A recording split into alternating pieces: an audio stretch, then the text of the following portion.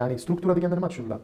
O'sha korxonani soliqchilik nuqtai nazaridan, qonunchilik nuqtai nazaridan strategik joylarda registratsiya qilish. Ulardan masalan eng mashhurlari Cayman orollari yoki Cook orollari, Marshall orollari bor. Himoya vositasi, maxfiylik va Xitoyda sud jarayonlari, sud va arbitraj jarayonlari. Deylik, sizni korxonangizni kimdir aldab ketdi. Dunyo bo'ylab biznes qilganda tadbirkorlar duch keladigan tushunchalardan biri bu trust.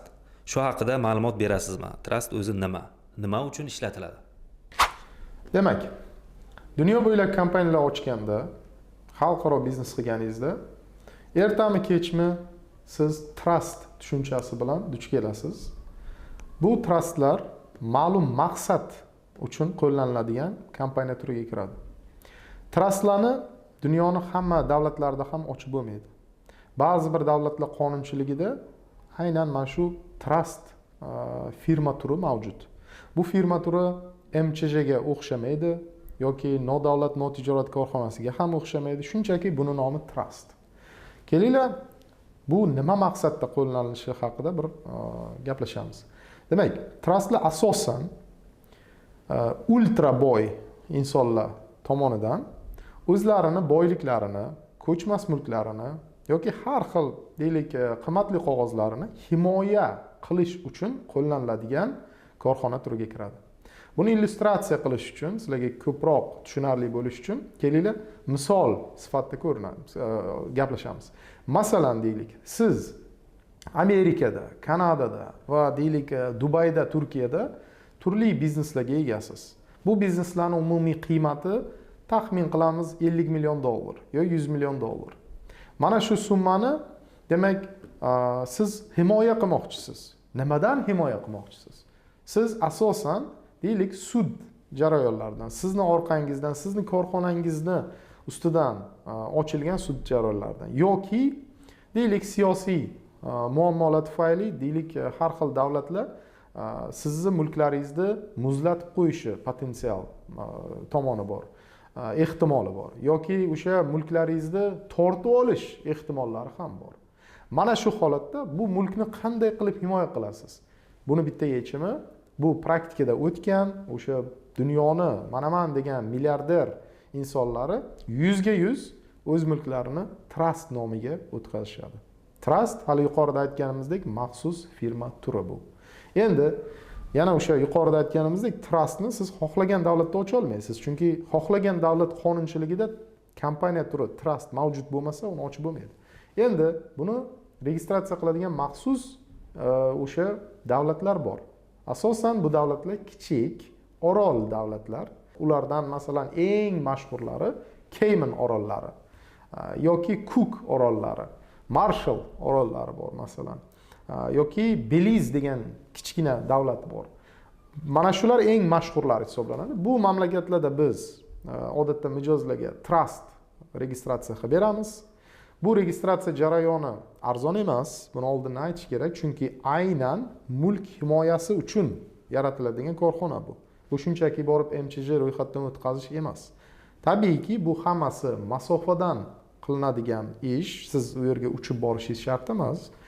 Trustni registratsiya qilganimizdan keyin qisqa qiladigan bo'lsak, sizni hali Dubaydagi, Amerikadagi, deylik Turkiyadagi yoki boshqa mamlakatlardagi aktivlaringizni, mulklaringizni mana shu trust nomiga o'tkazish jarayoni boshlanadi. Bu o'tkazish jarayoni ham albatta ma'lum hujjatlar asosida amalga oshiriladi. Juda ham ko'p shartnomalar yoziladi yoki boshqa hujjatlar tayyorlanadi va mana shu hujjatlar asosida o'sha kerakli banklarga, kerakli hukumat idoralariga murojaat qilinadi va sizni firmalaringiz, mulklaringiz, qimmatli qog'ozlar hammasi bu deylik Belizda registratsiya qilingan trustni nomiga o'tadi. Endi himoya tomoniga kelamiz. Deylik, siz trustni o'sha registratsiya qilib hamma mulklaringizni o'tkazib bo'lganingizdan keyin sizni yoki sizni korxonangizni kimdir sudga berdi va sudda yutib chiqdi. Deylik, o'sha Amerika sudida sizni ustingizdan g'alaba qilindi. Deylik 50 million dollarni Amerika sudi mana shu insonga yo mana shu korxonaga to'lab berishingizni sizni qaror chiqarib berdi. Endi himoya shundaki, Belizda registratsiya qilingan trustda Amerika sudlaridan berilgan qaror tan olinmaydi. Bu sud xohlagan dunyoni boshqa firmasiga murojaat qilsin, xohlasa Interpolga murojaat qilsin, xohlasa undan ham oliy turadigan jahon sudlariga murojaat qilsin. Hech qaysini qarori Belizda tan olinmaydi.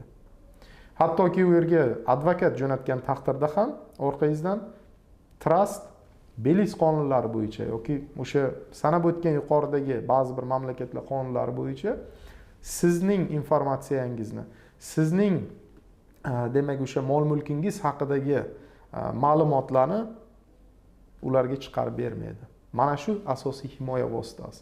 Bunga misollar juda ko'p, do'stlar. Bunga misollar dunyoni manaman degan katta-katta milliarderlarni korxonalarini sinchkovlik bilan o'rganadigan bo'lsangiz, hammasi borib ularni trustlariga taqaladi.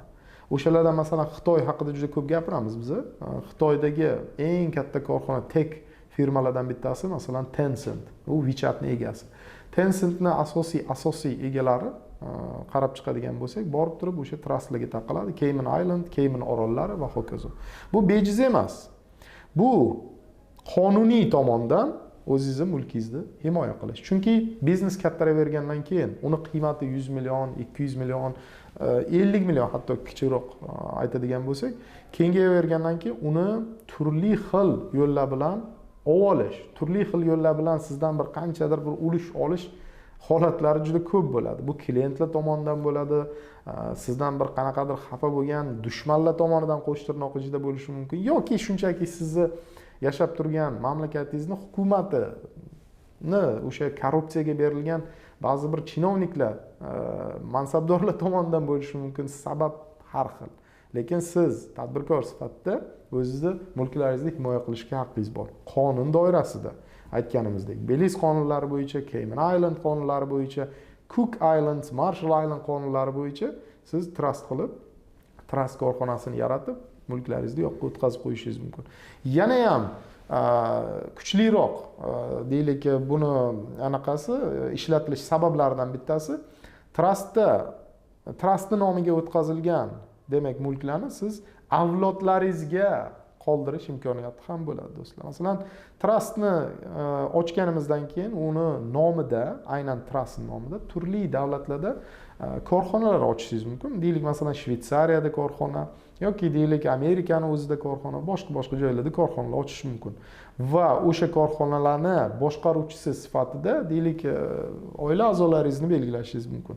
Endi bu narsalar kimnidir qulog'iga qo'rqinchli yoki riski baland bo'lib tuyulishi mumkin. Chunki tabiiy, oxirgi mana deylik 90-85-yillardan buyog'i 90-95, 2000-yilgacha bo'lgan muddatda aynan trustlar haqida yoki fondlar haqida yoki deylik o'sha offshore korxonalar haqida insonlarni, oddiy tadbirkorlarni qo'rqitadigan ma'lumotlar maqsadli ravishda tarqatilgan. Aslini olganda unaqa emas.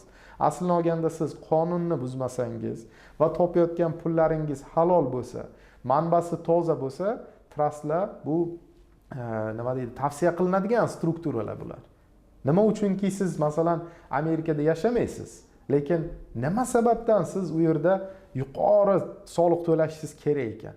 Siz u yerda yashamaysiz, ularning infrastrukturasidan foydalanmaysiz, ularni yo'llarda mashina haydab yurmaysiz yoki farzandlaringizni maktabga jo'natmaysiz. Agar u yerda yashab turib, o'sha yaratilgan infrastrukturadan foydalanadigan bo'lsangiz, tabiiyki men ham tavsiya qilaman, o'sha mamlakatga soliq to'lang deb. Yoki boshqa joylarni ham hisobga olamiz. Yevropa mamlakatlarida firmasi bor insonlar bor. Masalan, do'stlarimiz Germaniyada firmalar bor, Fransiyada firmalar bor. U yerda yashashmaydi lekin ularning qonun qoidalari bo'yicha demak juda yuqori soliqlar to'lashlari kerak. Agarda pullardan foydalanaman desa, o'sha daromad solig'i bor va hokazo va hokazo.